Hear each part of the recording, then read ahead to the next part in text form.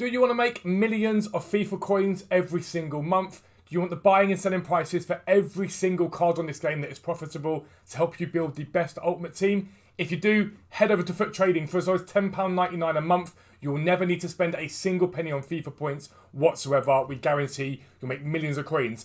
But also, you'll be able to enter the brand new Foot Trading Foot League. Here it is, it's amazing. Enables you to play against other people on the site in a promotion relegation system. Everybody plays for prizes no matter what league you're in. It's going to be absolutely incredible. It's going to completely change the game. Never need to rely upon EA's content again. Check out the website. But for now, let's get into the video. Yo, what is up guys? Welcome back to a brand new video with me, Fuzzball40. As always, if you're new around here, make sure you subscribe down below and make sure notifications are turned on so you never miss an upload. Please do comment down below. Let me know what you think of this video. Any opinions you guys have got, I always try and comment back to you guys where I possibly can. If you enjoyed the video, do click the like button and subscribe. We're literally about to hit our next sort of 1,000 milestones. So if you do subscribe, it's massively appreciated. But this video is what everyone is talking about at the moment, amongst other stuff. And it is basically the end of FIFA as we know it. For those of you that don't know, EA Sports have the right to call their games FIFA 21, FIFA 22, because they pay the actual organisation FIFA a set amount of money over a course of time, which allows them to name their games. It's been rumoured that FIFA as an organisation have asked EA and said to EA, when we come to renew the terms of our deal, we want more money for it. And EA Sports have said no. Now, I'm not going to sit here and pretend I'm a massive fan of FIFA because I'm not. It is a massively corrupt organisation. But what FIFA have done is they've looked at the money that EA are making and they've said, hang on, we want a bigger slice of what you're making. It's sort of a natural thing that organisations, businesses do. If you look at the Premier League TV rights, you see that basically if one person wanted those rights, they'd be very, very cheap. If loads of people want those rights, then they're much more expensive.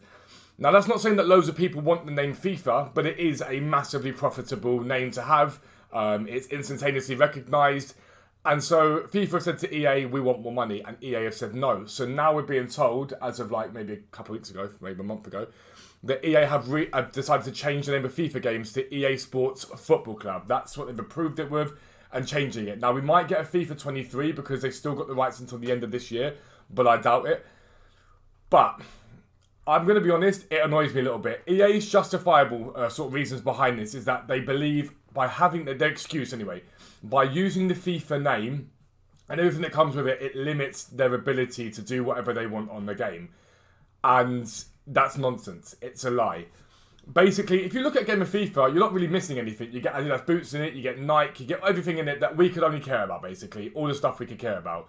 What EA have done is here, they said it here. Andrew Wilson said in an internal meeting that EA have been impeded by the FIFA branding, okay?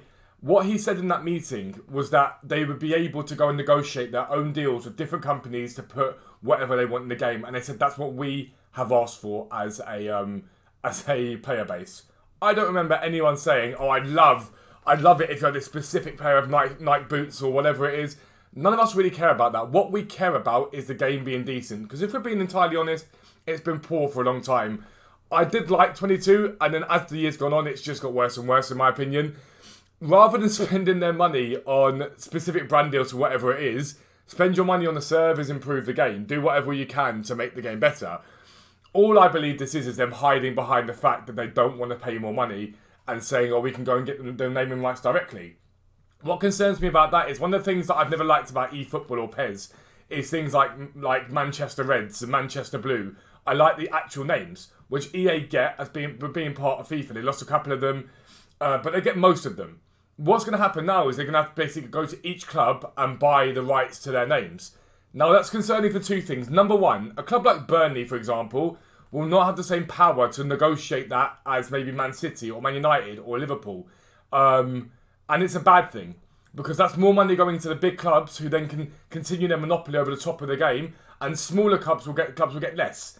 Now, at the moment, the money goes to FIFA, and FIFA distribute funds based upon different projects, different things, but it's not done in that way. Going direct to clubs, direct to these people, is only going to continue the monopoly. It's going to enable these clubs to continue to purchase the best players, and the likes of Leicester City winning the Premier League are going to become less and less likely. It's not a good thing. It also means that companies like Nike, Adidas remain able to sort of overpower their competition, and it does really, in my opinion, get rid of competition in a certain degree, which sounds weird because with FIFA, you're just buying it and getting given what you're told.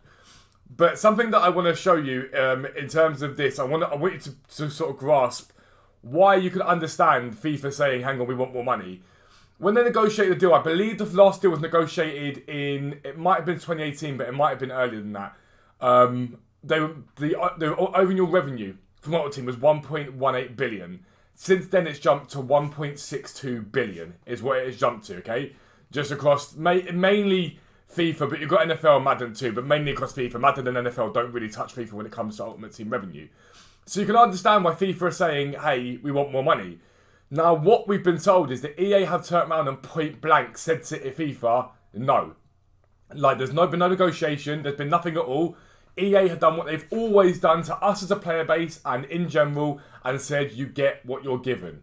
Because they know they've got financial clout, they know they want that many people or that many companies that can afford to buy the rights in the same way that EA Sports can. And so they've said no, basically, point blank. There's been no negotiation, really. We've been told by EA themselves they tried to get the price down or whatever it is. According to FIFA, they haven't. I did find an article a little while ago saying basically FIFA had stated the price. This is from FIFA themselves. They stated the price, they said what they wanted, and EA just said no. So to me, this has been a thought process EA must have had for a while. They must have had that for a long, long while to just basically patently say, at this stage, no. Because if you think about it, FIFA games are made sort of a year in advance. So basically, once a FIFA comes out, the new FIFA starts being developed. And they start trying to change things up and do whatever it is. So they would have known, they would have had some idea a year ago that they weren't going to do this. Possibly even before that, for them to automatically already talk about the fact that they're going to be calling themselves EA Football Club or whatever it is they're going to decide to call themselves. They would have known that for a while. So quite clearly, this has been planned out for a long time, which makes me think, and I would assume, means they're going to make more money. No company makes a decision like EA are making without the fact that they're going to be making more money from this in the long term. Now, I wouldn't mind that. I genuinely would not mind that if some of this money was being put back into the game in some way, shape or form. But it isn't. We've got a couple of new servers this year.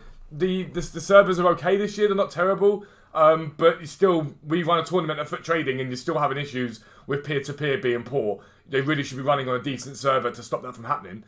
But you don't see any of the money that EA are making being put back into the game, put back towards the player base in any way, shape or form. And that is the problem. You don't mind a company, you never mind a company trying to make more money. It's capitalism, it's how the world works.